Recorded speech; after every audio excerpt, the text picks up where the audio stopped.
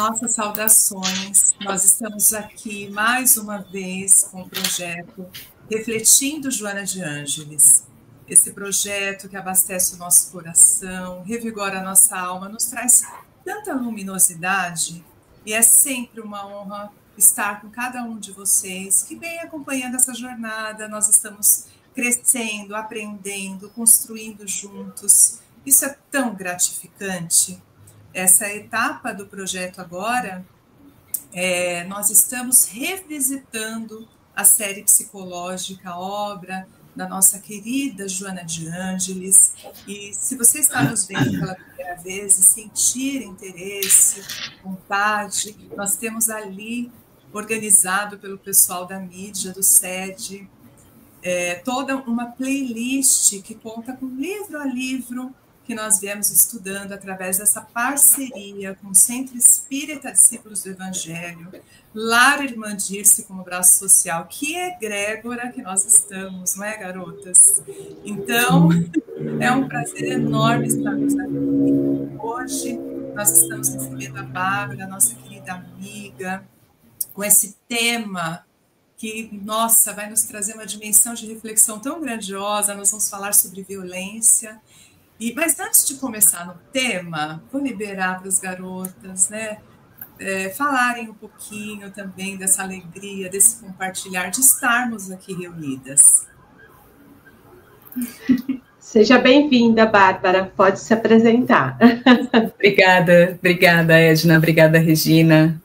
É um prazer enorme estar aqui com vocês, poder, de alguma forma, a gente está partilhando, né, os nossos pensamentos sobre violência, né, e sobre a não violência, o quanto a gente tem buscado isso no mundo, né, o quanto a gente tem vivido isso de maneira internacional, né. Eu tenho família lá em Israel, né, então imagina, enfim, eu tenho convivido com isso de uma maneira mais próxima, né, então não tenho preferência, né, por país nenhum, mas o que eu quero mesmo é a paz, né, então eu acho que esse movimento que eu faço é para isso.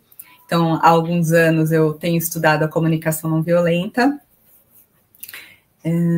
Já há uns 3 anos eu tenho feito colunas de comunicação não violenta para a Rádio Boa Nova, e eu acho que foi aí que eu percebi a necessidade que eu precisava me aprofundar mais nesse tema, e que só tem trazido benefícios para mim, e o quanto eu posso eu vou compartilhando nos centros espíritas, nas palestras, às vezes em cursos menores, mas estou nessa caminhada aí. Que linda. Que honra, né, a gente poder ampliar esse tema que nós vamos trazendo baseado em Joana, né, e trazendo a comunicação não violenta, essa temática tão importante.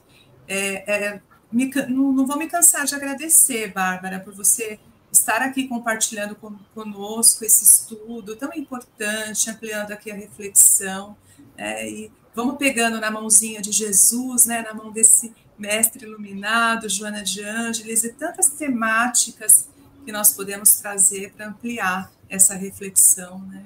Que lindo. Sim, obrigada. Muito bom. Eu também agradeço a minha irmã de coração, a Edna, ao SED, pela oportunidade de estar aqui refletindo a respeito de um tema tão importante para a nossa sociedade, para nós como indivíduos, e pensando até na nossa evolução espiritual, né? Como compreender a violência e lidar com a violência. Então, tenho certeza que todos nós que estão acompanhando o nosso estudo há um tempo, inclusive nós, né, Edna e eu, vamos aqui também sair com vários aprendizados e uma ampliação sobre esse tema que é tão importante. Então, só agradeço. Que lindo. Vamos iniciar, eu separei aqui um trecho da nossa querida Joana, porque hoje vamos nos embasar em 2 livros dela, que ela traz esse tema com uma reflexão muito grandiosa, muito valorosa. Então, os livros são Conflitos Existenciais e Triunfo Pessoal. Esses 2 livros têm ali para quem depois quiser ler e aprofundar esse tema, temos alguns capítulos bem importantes. E em Conflitos Existenciais, capítulo 10, Joana nos fala o seguinte, abre aspas, dormindo no mineral, lentamente exteriorizam-se-lhes as energias de aglutinação molecular. E ela segue. Quando cresce em recursos de sensibilidade a fim de libertar os instintos no trânsito animal, desabrochando as faculdades da inteligência, da razão, da consciência na fase humana e avançando para a conquista da intuição que se dá no período angélico. Eu lembro um pouquinho Leon Denis, né? Também, que traz essa composição na sua obra. Mas, assim, Joana está nos mostrando nesse trecho o quanto essa não violência, como falou a Bárbara, né, no começo, chegarmos a ter uma postura mais angelical, onde a intuição vai fazendo parte, é um processo que nós vamos atravessando, um processo de desenvolvimento, de aprimoramento, de evolução. Então, consideramos que seja tão oportuno pensarmos que nós estamos aí nessa caminhada para que um dia, de fato, nós possamos vivenciar essa angelitude, né, e sermos seres muito mais intuitivos, menos dotados dessa questão da violência, da crueldade, né, de medo, de atavismos, como Joana coloca. Então, acreditamos que esse tema já abre muito esse encontro. Vocês ficam com vontade de falar a respeito, meninas? Sim, sim. Até quando você traz, né, Edna, essa questão, a gente vai lembrando que o instinto faz parte do ser, né, do espírito, pensando nas várias reencarnações. Então, muitas vezes a gente está inserido nesse contexto social e a gente não se lembra daquilo que a gente já foi, mas vamos inseridos nesse contexto para evoluir e transformar. Então, o instinto faz parte do indivíduo. Então, quando a gente pensa no tempo da era da pedra lascada, pedra polida, o medo tomava conta, e a gente sabia o porquê que a gente estava ali se defendendo, reagindo ao ataque, fugindo, que a gente até fala, né, luta e fuga, aquela sensação psicológica, aquela reação psicológica, mas depois o leão desaparecia e, né, nós como indivíduos íamos vivendo a nossa vida até numa outra situação. De repente, hoje estamos num contexto de vida social, onde a violência, a sociedade tem aquela questão do tempo, do automatismo, né, dos desejos, então as redes sociais, a tecnologia vem trazendo necessidades, e tudo isso se torna esse contexto que esse indivíduo vem trazendo, e aí, por inabilidade egóica, por falta de maturidade e por ter essas tendências que nessa existência ele vem burilar, ele acaba agindo e reagindo ao mundo de uma forma desmedida, tanto na crueldade quanto na violência. Então, ao invés dele olhar, compreender, entender o sentimento dele, ele reage, ainda justifica, talvez normalizando a atitude, como se fosse algo de defesa. E muito por essa falta de entendimento e de compreensão. Então, quando você traz, né, Edna, a questão desse processo, eu diria que a gente está no meio do caminho ainda para esse ser de angelical, de atitudes ali mais brandas, tranquilas, pacíficas, mas estamos buscando este lugar. Então, temos um trabalho aí bem desafiador, mas que a gente precisa começar em algum momento. Então, eu acho tão importante quando a Joana traz esse processo e a gente traz para a nossa história, vem trazendo a nossa responsabilidade, a responsabilidade dos pais, da família, que recebeu esse ser, né, que ele começa muitas vezes desde a infância até a idade adulta, para esse processo de transformação. Mas, como você disse, e como a gente já sabe, não é fácil assim, né, Bárbara? Sim, sim. E com isso, né, até me lembrou, eu lendo os textos da Joana, me lembrou o cérebro de MacLean, né? Então, que a gente primeiro tem aquela parte, né, reptiliana, né, totalmente relacionada aos instintos, né? E aí a gente foi evoluindo para, né, para lá para a região límbica, onde a gente já começou a trabalhar os nossos sentimentos, e agora com o neocórtex, né? Então, o córtex que faz, que freia a gente em muitas situações, que traz a gente para a razão. Só que tem determinadas situações que às vezes acontecem que a gente parece que não chega, né? Até Exato. o nosso corpo, né? E aí a gente acaba tendo uma reação e às vezes depois se arrepende, porque daí já foi, né? Já fez, né? Então, e isso é um treino, né? Então, me trouxe isso.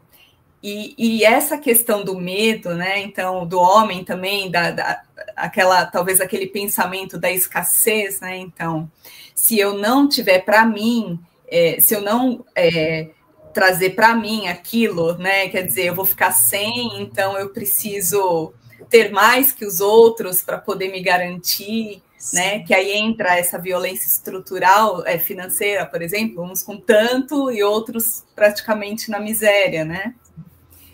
E eu vejo isso assim, e eu vou trazer né, assim, em termos das relações, porque a gente traz isso, essa competição ali, desde do tempo das cavernas, onde a gente precisava garantir ali uma caça ou algo assim, e muitas vezes a gente acaba levando essa competição para as relações, né?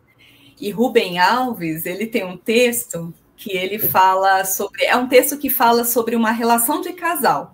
Só que a gente pode abrir para as demais relações. Então, ele fala assim, que tem casal que se relaciona como um jogo de tênis.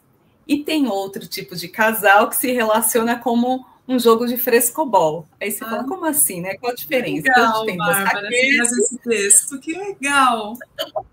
A gente tem 2 raquetes, tem uma bolinha, né, Edna? Tem 2 jogadores, os 2 têm realmente a mesma... É o mesmo, né? Aparentemente o mesmo jogo, mas no jogo de tênis, alguém tem que ganhar.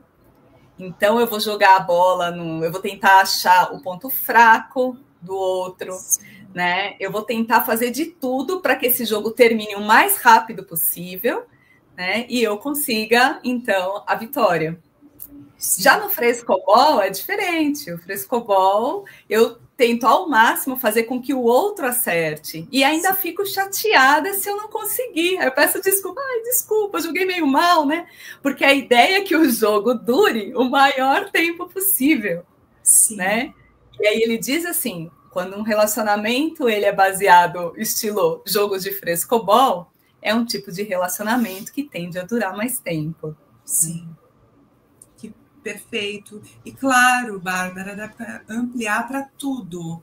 Nós estamos lá na Casa Espírita, nós podemos pensar nesse tipo de relação. Nós estamos aqui nesse projeto, refletindo, Joana, como que nós estamos interagindo. Eu estou compartilhando tudo né? Tudo, com filho. Às vezes, com filho, eu também posso acabar atuando de uma maneira mais violenta, impondo a minha vontade, ou muitas vezes não explicando o real motivo daquele não, simplesmente agindo com aquela autoridade, sem dar espaço para o outro manifestar-se.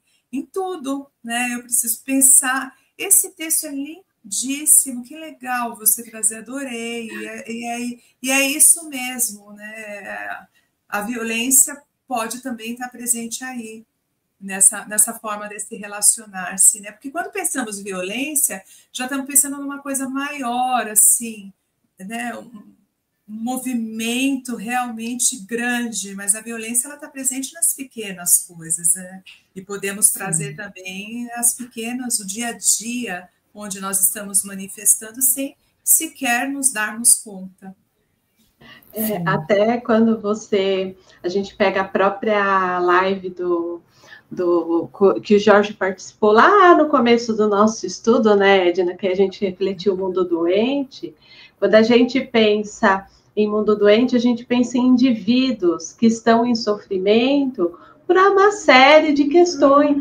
Então, quando a gente pensa em violência, a violência começa ali dentro do nosso lar, dentro da nossa casa, as primeiras expressões, né, e aquilo que aquela criança que vai se tornar um adulto violento viveu dentro daquelas relações. Então, eu acho que é importante a gente ter esse olhar do início de tudo isso, porque aqui, se a gente vai pensar no mundo melhor, a gente tem que começar primeiro dentro do nosso lar, da nossa vizinhança, do nosso bairro, cidade.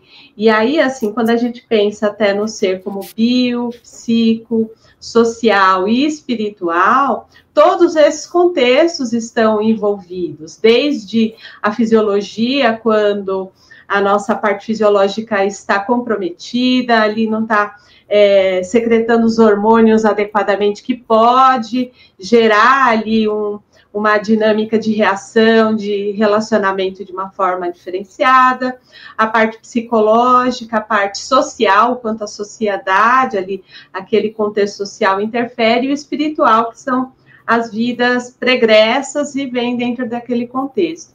Então, quando a gente pensa nesse pequeno, né, que entra nesse lar, muitas vezes ele está acompanhando um casal, né, que eu achei interessante a Bárbara ter trazido, porque, às vezes, se esse casal está jogando tênis ou frescobol, para este filho que vai nascer ali dentro daquele conjunto, vai fazer total diferença, porque ele também vai se relacionar com o outro, ou como um jogador de tênis, ou como um jogador de frescobol. E aí ele vai expressando isso nas pequenas coisas, e se o pai ou a mãe ou o cuidador não está atento, trabalhando dentro dessa dinâmica, que seria talvez o maior objetivo do pai e da mãe, que seria educar a criança antes de qualquer outra coisa, essa criança ou sendo negligenciada, ou ela sendo dentro de uma família que negligencia, ou permissiva demais, ou muito autoritária, que não permite a expressão ali daquele ser, ele vai aprendendo a reagir ao mundo exatamente ou dentro da questão da castração, que aí ele vai para o mundo fazendo o contrário do que ele não pode fazer dentro de casa, ou dentro da permissão ali exacerbada ou do abandono, um ressentimento que ele vai representar nas relações dele. Então, o papel tanto da família quanto da casa espírita, com a parte de educação ali espiritual, mas se a gente for pensar também em outras religiões, porque a gente pode contar que outras pessoas também podem estar vendo esse nosso estudo, ali o contexto da vivência da espiritualidade também pode trazer um contorno para esse indivíduo, para que ele cresça de uma forma salutar e saia do jogo do tênis e vá para o jogo de frescobol. Né? Ele vai chegar para o amiguinho, você não quer fazer o que eu quero, então a bola é minha, eu vou embora. Não, ele vai chegar para o amigo, não, então como que você quer jogar? Vamos jogar junto, que vai ser mais legal? Então, começa, acho que desde os primórdios daquele indivíduo, essa educação aí mais amorosa, mais pacífica, para frente. A questão é que hoje, sem julgamento nenhum, a gente vê que às vezes o pai ou a mãe está tão preocupado no futuro de dar condições melhores para os seus filhos, que esquece que a educação moral precisa começar dentro de casa. Né? Sim. Sim. E aí a Bárbara deve ter muito para trazer da comunicação não violenta. Eu fico pensando o quanto essa temática, esse estudo, né, deve trazer um valor empático, um valor, uma questão de considerar. Sim, Ed. Não, eu trouxe, até você falando, né? Eu trouxe um texto, né? Porque o livro, né? Quando a gente, quem na verdade sistematizou a comunicação não violenta foi o Marshall Rosenberg. Ele é um psicólogo norte-americano, né? Estadunidense, para ser mais exata. E ele, na verdade, ele começou a pensar sobre essa linguagem a partir dos movimentos de não violência, como o do Martin Luther King Jr., nos Estados Unidos, e Gandhi, na Índia. Então, ele começou a perceber como que eles fazem, porque, olha, é interessante esses dois movimentos, porque eles deram muito certo, né? E foi a partir da não violência. E a coisa aconteceu, eles conseguiram as transformações que queriam, né? Então, daí o nome comunicação não violenta. Aí, eu vou trazer um texto dele, que é o seguinte, né? Julgamentos moralizadores, né? Então, ele fala assim, um tipo de comunicação alienante da vida é o uso de julgamentos moralizadores, que subentende uma natureza errada ou maligna nas pessoas, que não agem em consonância com nossos valores. Tais julgamentos aparecem em frases como: o teu problema é ser egoísta demais. Ela é preguiçosa. Eles são preconceituosos. Isso é impróprio. Culpa, insulto, depreciação, rotulação, crítica, comparação e diagnóstico são todos formas de julgamento. É o que ele traz, né? Muito legal. Então, e tudo isso traz questões, né? Então, vamos supor, você vai fazer uma comparação, né, entre dois irmãos. Poxa, a sua irmã, ela acorda cedo e você fica aí na cama dormindo. Quer dizer, a gente usou uma comparação, a gente vai escalar um conflito, né? Eu falar assim, olha, não se faz isso, olha, não se coloca, sei lá, o celular em cima da cama, né? Então, eu estou querendo dizer para a pessoa que o que ela faz está errado, que da forma como eu penso é o certo. Eu também vou escalar um conflito. Então, são pequenas coisas, nuances que a gente vai...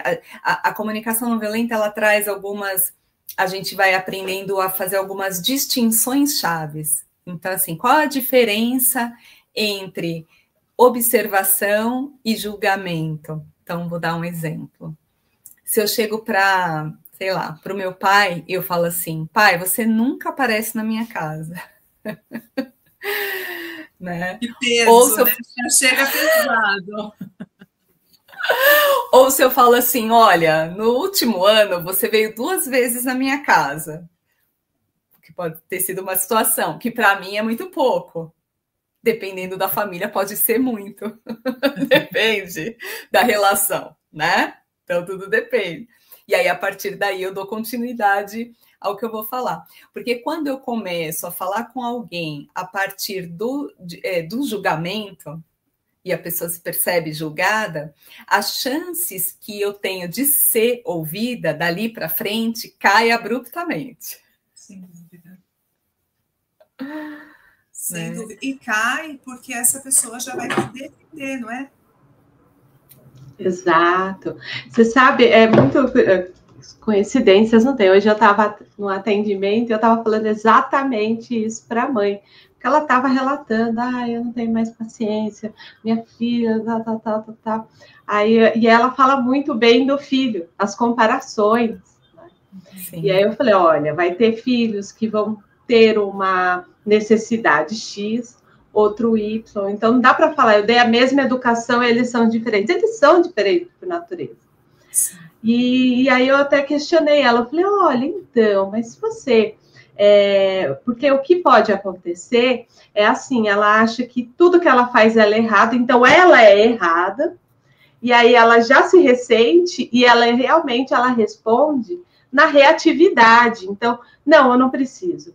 Não, eu não quero falar. Não, é assim, ela já se fecha ali na fala. E aí eu comentei com a mãe, né, só para Por exemplo, eu falei, e que tal você falar, quando você for trazer uma devolutiva para ela, validar o que ela tem de bom e separar o que é da pessoa do comportamento.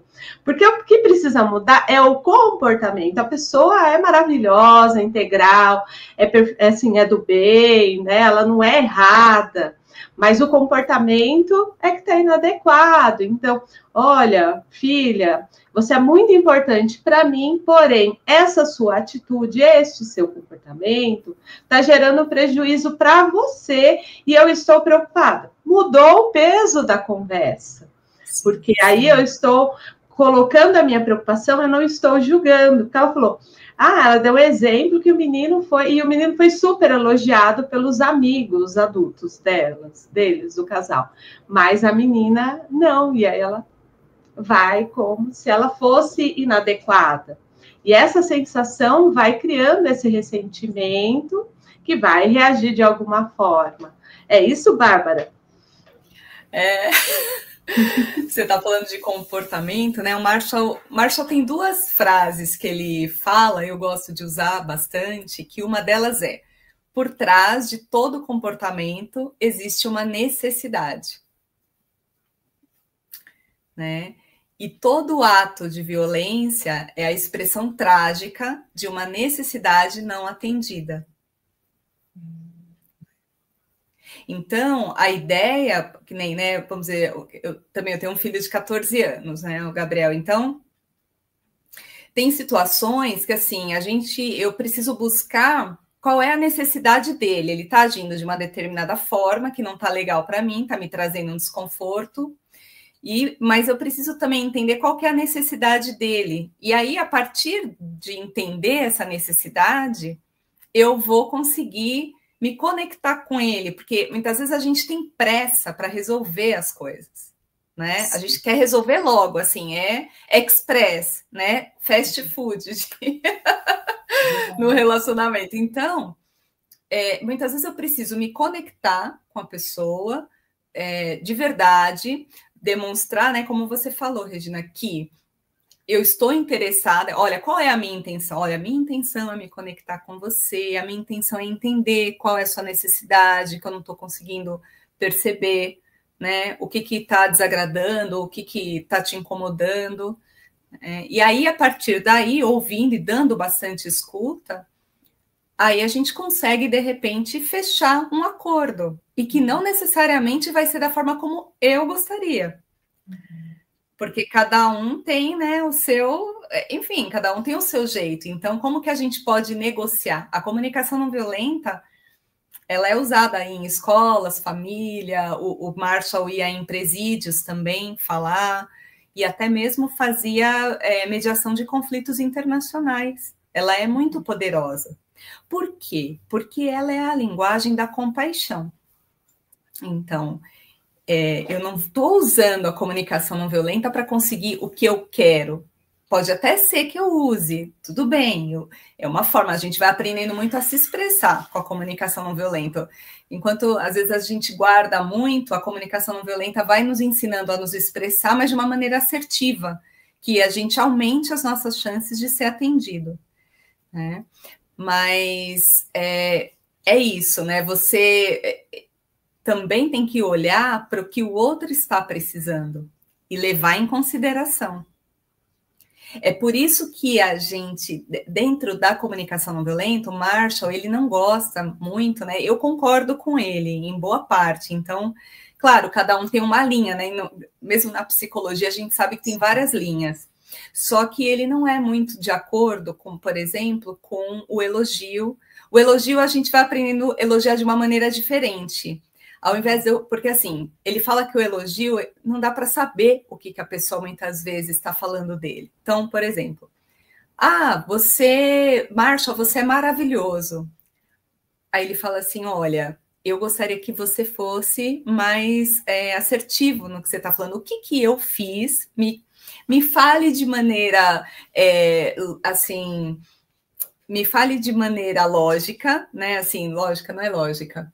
Me fale de maneira... Clara. O que você observou o que você observou que eu fiz, que fez você pensar que eu sou maravilhoso, para eu entender qual foi a atitude que eu tive, e daí a pessoa vai falando, né, até chegar nisso.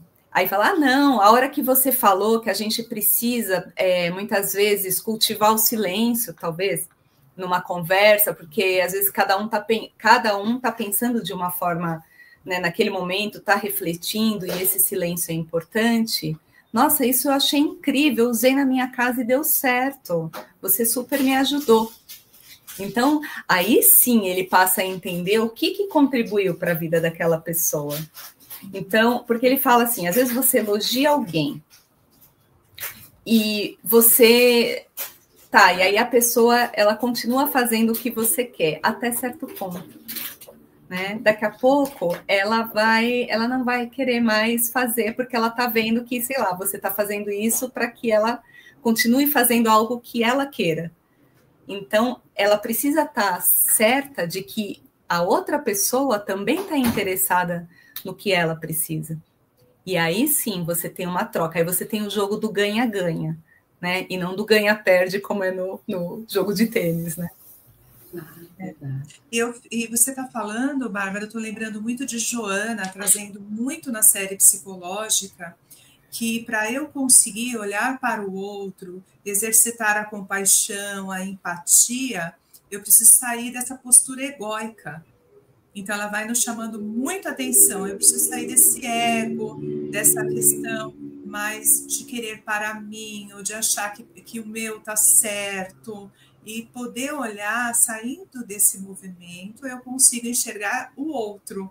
Se eu ficar muito na postura, e é o que a gente fala muito, o ego ele é muito bom, ele organiza, ele nos dá estabilidade, nos dá um modelo de seguir, os padrões, mas quando ele está exagerado na nossa vida, nós ficamos ali presos naquele comportamento e não conseguimos enxergar o outro. Então, esse tipo de trabalho, de proposta que você traz com a comunicação não violenta, automaticamente me coloca no lugar que eu saio de mim para conseguir olhar para o outro, né, de maneira empática, exercitar a compaixão, como você colocou, é belíssimo pensar assim. Ele sai da posição do ego ferido, né, para olhar a questão do self ali, no sentido de, peraí, é bom para mim e para o outro, e não só para, né, aquilo que é do meu interesse. E a gente vai entendendo, né, ali dentro de um processo psicológico, que muitas vezes o indivíduo que está nessa situação de vivência da violência, ele sofreu traumas, ele vivenciou situações ali desafiadoras, que ele nem tem consciência, né, do que acontece com ele e de como ele está reagindo como se fosse algo correto. E quando a gente pensa ali na psique, no desenvolvimento ali egóico ali daquela psique, a gente sabe que a pessoa cresce, mas aonde ali aquele conteúdo psíquico vai se desenvolvendo à medida que a pessoa vai crescendo, mas aonde aconteceu o trauma, a situação, é como se não tivesse desenvolvido. Então, alguma coisa acontece, ele volta a reagir como se fosse aquela criança, aquele jovem que viveu o trauma, e ele é tomado ali por aquelas emoções e vai reagir para o mundo. Então, quando você traz, né, Bárbara, esse olhar de que sair deste ego, né, e tá olhando o que é bom para os outros, é aquilo, eu senti aquela emoção, eu estou tomado por aquela emoção, opa, mas por que eu estou sentindo isso? Por que isso está me tomando? Não, deixa eu entender, isso é meu, não tem nada, por exemplo, eu e a Bárbara aqui, ela falou alguma coisa, nossa, me doeu, eu já vou começar a discutir com ela, que é o que a gente vê hoje em dia no trânsito, às vezes na fila do mercado, né, então assim, não, mas peraí, por que eu estou me ofendendo com o que a Bárbara falou? Mas é uma coisa que é dela, não tem nada a ver comigo, eu sei da minha verdade, Então, às vezes, a pessoa ela não pega para ela e olha para si mesmo para fazer esse processo. Então, é um convite, porque até quando a gente tem esse tipo de comunicação, a gente vai apontar para o outro as necessidades que existem ali, mas de uma outra forma, né? Eu não vou estar apontando, ó, você me deixou envergonhada com a sua fala. Não, peraí. Quem ficou envergonhada fui eu, você só falou, né? Sim. Mas aí eu falo, não, mas peraí, por que a fala da Bárbara me deixa envergonhada? Ah, porque tem algo em mim que ainda não foi trabalhado, que um dia eu me senti envergonhada com o outro. Que é aquilo que você falou, existe uma necessidade por trás de cada comportamento. Então, eu identificar essa necessidade dentro dos meus valores, das minhas crenças e ir trabalhando isso é muito importante nesse processo, né? E os sentimentos, eles são os mensageiros, né, das nossas necessidades. Então, se eles são confortáveis, as minhas necessidades estão sendo atendidas. Se eles são desconfortáveis, é porque tem coisas não atendidas. E eu gosto também de trabalhar com exemplo de como as coisas estão ligadas, na verdade, a nós e não ao outro. Exato. Então, vamos dizer que no domingo eu resolvi fazer um almoço e mais ou menos combinei, olha, pessoal, eu gostaria que você chegasse aqui 13h, tá? Vai estar tudo pronto e tal. Aí eu vou, me esforço, acordo cedo, faço tudo direitinho. Chega ali, meio-dia já está quase tudo pronto. Estou lá aguardando. Aí liga o meu parente e fala assim, olha, a gente vai atrasar 1 hora porque a gente se enrolou aqui. Nossa, aí eu vou ter que esperar até as 2h para almoçar. Aí eu já vou comer. Aí começam os pensamentos. Nossa, mas essa pessoa... Nossa, ela não tem compromisso mesmo, né? Porque assim, eu avisei, já faz mais de uma semana, e ela não conseguiu se organizar. Não, mas é muito enrolada essa pessoa. E aí vai, né? E aí a raiva vai subindo, né? O nível vai subindo. Ela não considerou o meu esforço, né, Bárbara? Não, todo mundo lá, 1h tá aqui em casa, e eu começo a fazer, de repente resolvi fazer um feijão, o feijão queimou. Falei, nossa, agora... Aí... troco, tiro tudo, ponho, lavo a panela, ponho outro para ferver. Aí eu começo a perceber que eu estou enrolada e esse almoço não vai sair a 1 hora. E aí esse meu parente me liga e fala assim, olha, a gente vai atrasar 1 hora para chegar. Como é que eu vou me sentir? Ufa! Aliviada, né? Era tudo que eu precisava. Que alívio. Então, para a gente ver que as coisas estão relacionadas às nossas expectativas, né? E não ao outro. Então, o outro, ele pode ter acionado um gatilho em mim, mas ele não é o culpado da situação. Né? Normalmente são os meus sentimentos, né, as minhas expectativas não atendidas, que muitas vezes me deixam chateada, triste, irritada, não é? E eu fico pensando o quanto que o nosso espírito imortal vem se organizando ao longo de tantas encarnações, tantas experiências que são passadas, tantas convivências. Eu fico pensando na nossa história mesmo, e isso vai, de uma certa forma, nos acompanhando. Por isso que, para algumas pessoas, você chega e propõe essa temática, propõe essa reflexão, essa mudança de atitude, alguns até aceitam de maneira mais leve, né? Acomoda bem. Para outros é muito mais difícil, porque essa questão de lidar com esse atavismo, quando nós pensamos em raiva, né, em ressentimento, em rancor, que tudo está envolvido nessa questão da violência, né? Para alguns é mais fácil lidar, para outros menos. Então tem muito a ver também, aqui nós podemos falar, nós estamos nesse canal dessa Casa Espírita, podemos falar nossos processos reencarnatórios, que devem contar muito pela maneira como nós vamos recebendo essas informações e aceitando ou não esses ajustes. Faz sentido, Bárbara, pensar nisso também, quando estamos refletindo sobre a comunicação não violenta? Sim, totalmente, né? Eu tiro por mim, né? Então eu trago, né? Eu trabalho com a comunicação não violenta e tem sido um processo de transformação para mim grande. E assim, eu comecei a modificar. Antes de começar, eu acho que a me modificar, você aprende a linguagem. Não é difícil aprender a linguagem. Você pode fazer até um script, né? O Márcio tinha um aluno que ele tinha um cartãozinho que ele punha no bolso. Teve até uma vez que ele estava ficando muito irritado, aí o filhinho de 4 anos falou assim, papai, pega o cartão. Dá para fazer uma colinha. Só que o duro é você realmente interiorizar isso. Sim. E também começar a perceber as suas violências, né? Então, as nossas violências. Então, eu sempre fui muito de brincar, né? De fazer brincadeira e tal.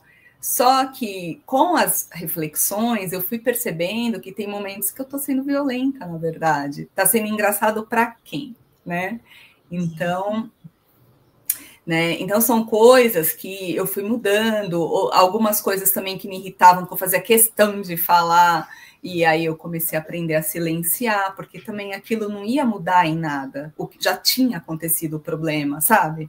Então, eu falo, puxa, para que eu vou, né? Então, assim, ou às vezes, essa coisa de querer, não, eu tô certa, eu preciso dar a última palavra, né? Uhum. Então, assim, não, eu não preciso, né? Até o Márcio, inclusive, ele cita Jesus no livro, né? Não julgueis para não ser de julgados. Legal. Porque também é um processo fora e dentro, né? Se eu julgo o outro, se eu tenho esse hábito de julgar o outro, naturalmente eu vou fazer esse julgamento para mim mesma. Exato. Eu vou achar que eu preciso, já que o outro é imperfeito, né? Porque quando a gente julga, a gente quer ensinar, a gente quer ficar num nível acima do outro. Uhum. Né? Para que haja conexão, eu tenho que estar de igual para igual. Né? E se eu estou num nível acima, nossa, eu tenho que manter esse nível. Então, eu tenho que ter atitudes de alto nível. Sim. E olha o quanto eu vou começar a cobrar de mim mesma para ser quem eu não sou, porque eu sou falha da mesma forma como qualquer outra pessoa. Então, a comunicação não violenta, ela vai trazendo o que o Marshall fala de uma libertação emocional. Ele fala que é da onde ele quer que as pessoas se livrem de 3 coisas, né? Que é o problema, que é a culpa, o medo e a vergonha. Né? Então, ele fala que se livrando disso, né, a pessoa ela se liberta emocionalmente. Agora, não sei para vocês, o que vocês acham? Vou deixar no meu cartãozinho. E eu acho que tem muito a ver com o que Carl Rogers traz dentro da teoria dele, né? Quando eu me aceito, eu mudo. Então, quando eu olho para mim mesmo e me liberto, né? Eu falo, não, eu sou falha, eu vou falhar.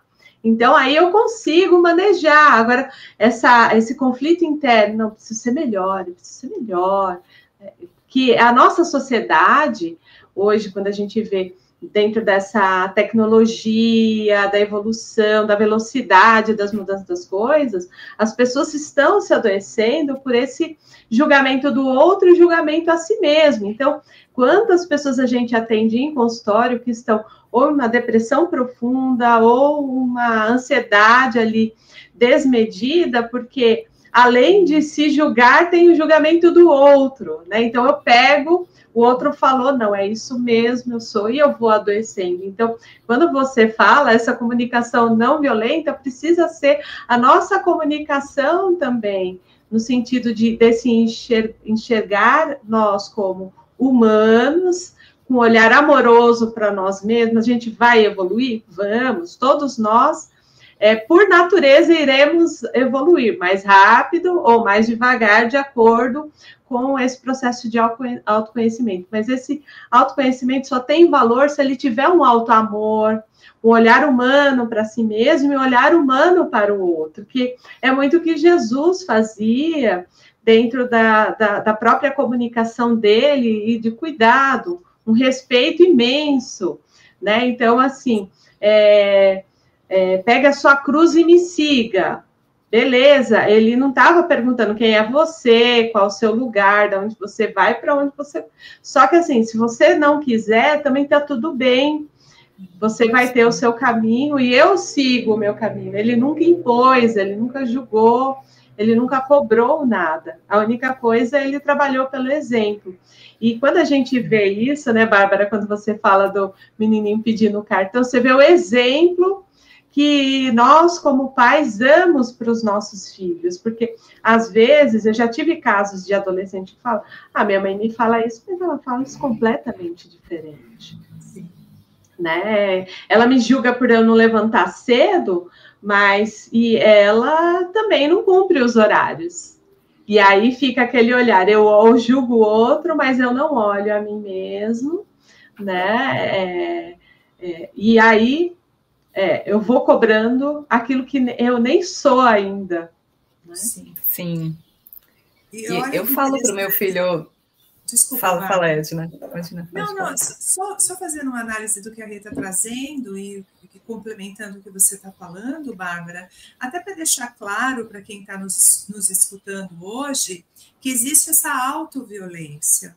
Exato. Que todos nós também possamos refletir, porque muitas vezes eu estou com atitudes referente ao outro, quer seja de julgamento, de ira, do que for, e aquilo tudo está fazendo mal a mim própria, ou então essa autoviolência, autodepreciando a minha imagem, o meu jeito de ser, me culpabilizando. Isso também vai criando essa atmosfera que a própria Joana fala, você não se liberta, você vai ficando cada vez mais paralisado e envolvido com aqueles conflitos, com a sua sombra perturbadora.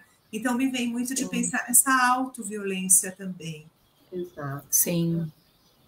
E se a gente for pensar no borderline, que é a pessoa que se automutila, o quanto não tem pelo menos eu já atendi alguns, um julgamento depreciativo, que ela só encontra lugar de conforto quando ela se pune fisicamente, né, Bárbara?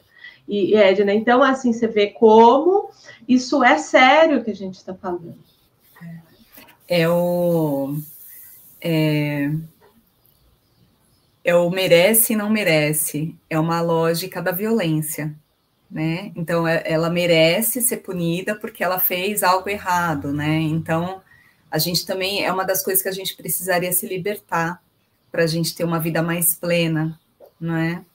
E em relação a filho, né, muitas vezes, e a comunicação não violenta, eu sei, porque eu tô aí com ela aí já há uns 9 anos, eu acho, desde que eu li o livro, então refletindo, né, e eu lembro que com o Gabriel, assim, você sabe que eu tive uma vivência no Centro de Valorização da Vida, eu já trabalhei lá, né, e só que com o tempo, eu saindo tal, você acaba esquecendo a abordagem, né?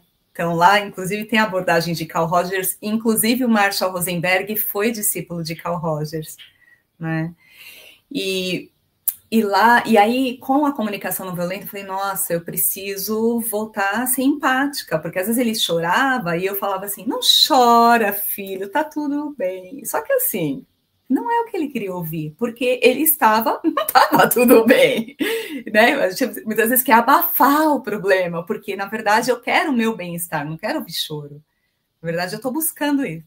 E aí, quando eu comecei a falar com ele, nossa, filho, você está chorando, você está triste, e aí chora mais ainda. Só que isso vai trazendo um alívio, porque ele percebe que agora sim eu estou ouvindo ele.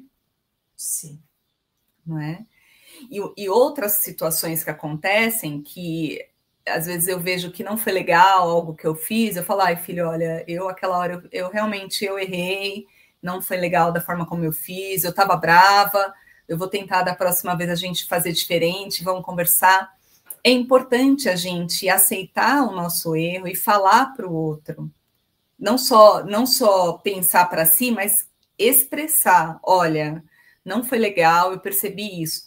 Eu tenho muito mais chances de ter respeito do meu filho fazendo dessa forma do que eu dar uma de durona e falar assim, não, se eu falar que eu errei, eu vou perder a autoridade.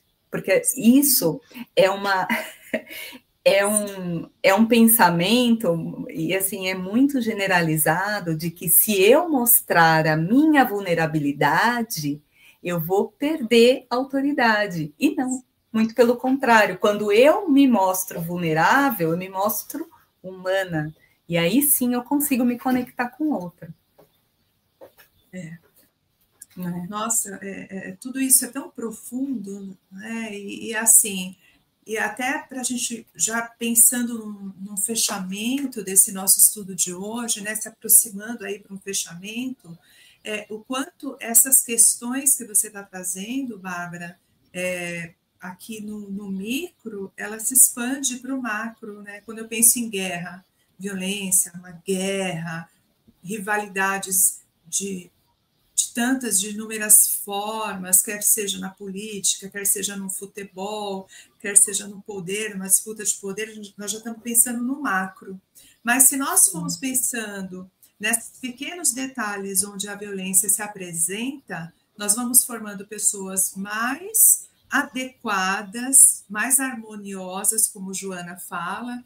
Joana traz a harmonia, a simplicidade, pessoas que conseguem dar valor ao belo, às pequenas coisas. Então, são pessoas que automaticamente vão estar interagindo com menor frequência a violência.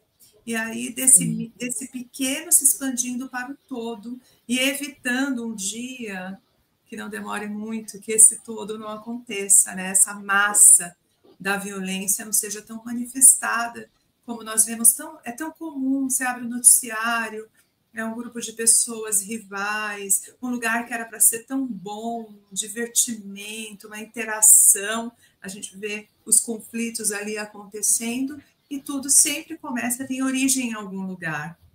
Sim, sim. Joana, tá muito bonito, eu vi, né, eu dei uma, né, ela fala, né, eu vou até ler um trecho aqui, né, dela, ela fala assim, né, descoberto o conflito, a abordagem sugerirá, mediante linguagem própria em confrontação indireta, a maneira como o paciente tomará conhecimento da dificuldade, usando-se palavras com interpretação positiva, que irão diluir a fixação perturbadora que as mesmas produziam anteriormente e o levavam à fúria e ao desinteresse pela convivência em sociedade. Ela traz alguns pontos, assim, a Joana, né, que, assim, é tão bonito, assim, o quanto eu acho que está em nossas mãos, né, em termos de, bom, vocês psicólogas, né, eu, quem sabe, né, daqui a algum... Mas, a caminho, né. Mas tudo bem, até lá trabalhando um bocadinho com a comunicação não violenta, né? O quanto a gente pode abrir caminho, né? E muitas vezes vai começar de baixo, assim, né? Se a gente às vezes espera, claro, eu acho que a gente precisa ir para as políticas públicas, eu acho. Só que é o micro, né? O pouquinho. Jesus, ele fazia dessa forma, né? Ele ia para os mais vulneráveis. Ele não tinha relação, ele não poderia ter com os políticos, mas ele sabia que ali eles estavam com muitas fixações mentais, com muitas crenças dentro deles, que eles não poderiam, por exemplo, agir de maneira vulnerável, né? Então, até hoje é assim, não é? Então, como que você chega nesse coração? É mais difícil, né? Agora, para quem muitas vezes está numa dificuldade maior, está mais acessível para receber esse tipo de informação e fazer uma mudança real, né? Começado de casa, de dentro de casa, dos tios trabalhando com os sobrinhos ali, desenvolvendo isso, dos filhos dos amigos, né? E levando talvez esse olhar, porque você falando, né, Bárbara, eu tive a oportunidade de ler o livro, e é maravilhoso quando você consegue aplicar no dia a dia e ter, né, assim, a pessoa entender que você tem uma comunicação ali mais adequada, mais pacífica, mais acolhedora, mais empática.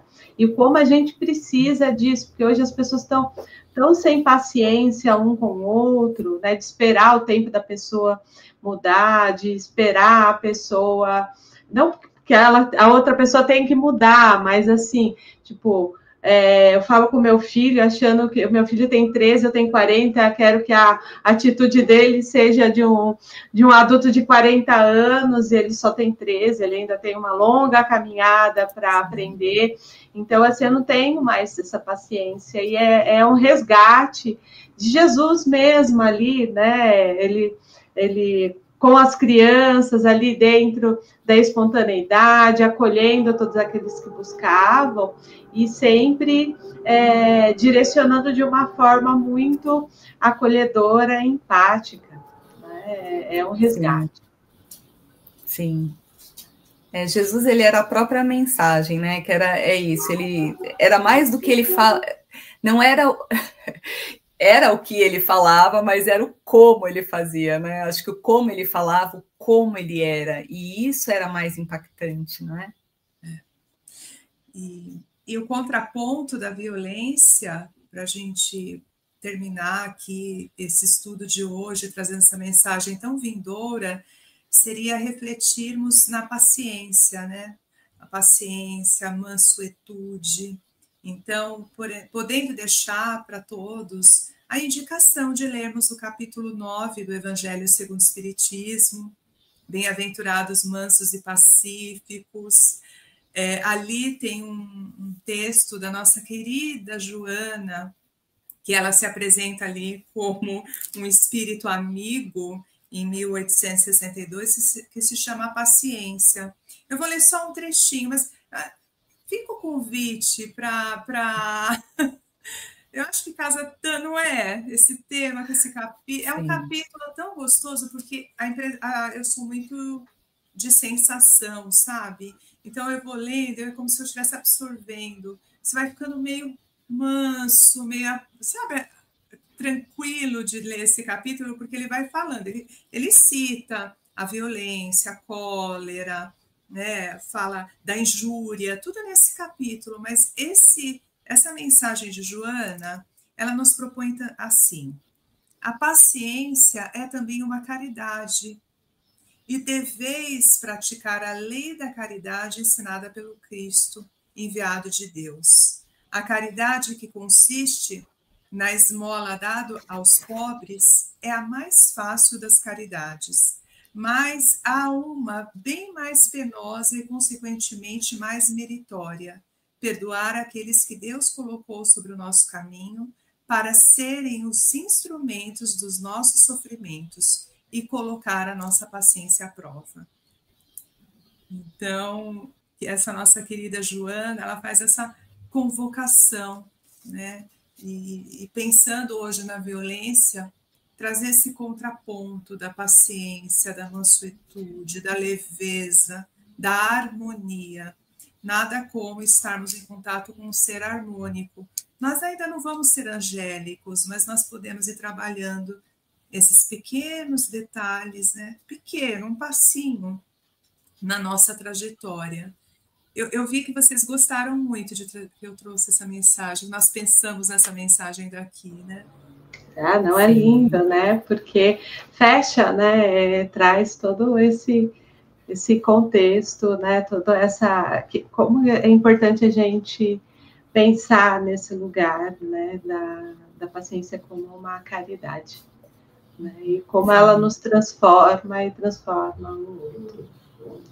Sim. Uma das coisas que a gente fala da comunicação não violenta, né? Que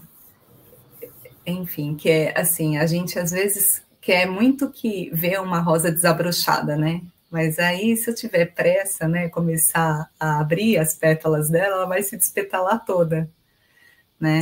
Então, o que eu posso fazer para ajudá-la é, né, regar o vasinho, de repente colocar um adubo, deixar ela exposta ao sol, né? Cuidar dela, conversar com ela, né? E esperar o momento dela, né? Cada um tem o seu momento, né? E isso é uma caridade, a gente esperar o momento de cada um, de desabrochar, né?